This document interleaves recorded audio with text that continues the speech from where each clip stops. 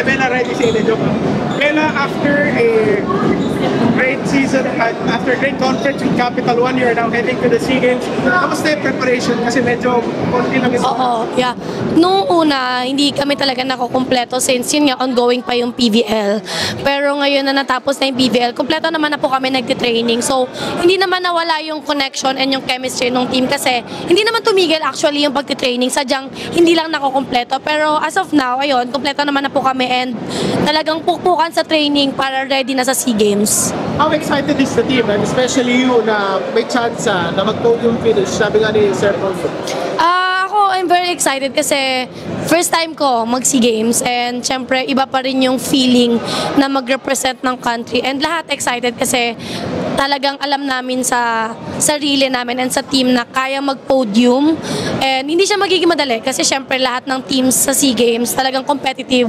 So ayun, kailangan lang namin talagang magsumipag as a team, ganun. Of course, maraming friends sa SEA Games, Vietnam, right there, yes, and Thailand. So how we just feel and look, ano ba magiging thinking ng team heading to that?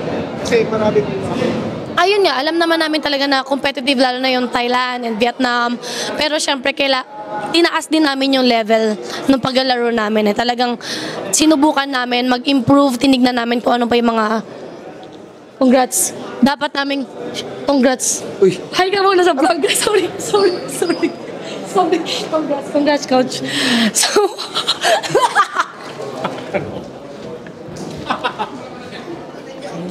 nag-i-interview. Uy, congrats. Kasi na tayo. So, ayun, tinaas namin yung level namin. So, ayun, I'm very excited na mapakita din na mapakita namin kung ano yung na-improve ng team. Bloopers!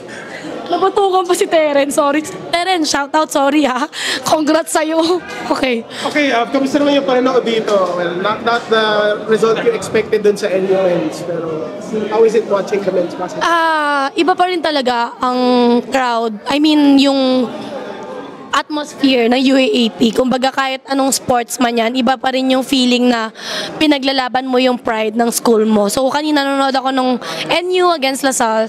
I'm very happy kasi sobrang daming sumusuporta sa NU. And hopefully makabawi po sa game 2. Kayang-kaya yan, okay? And congrats UP.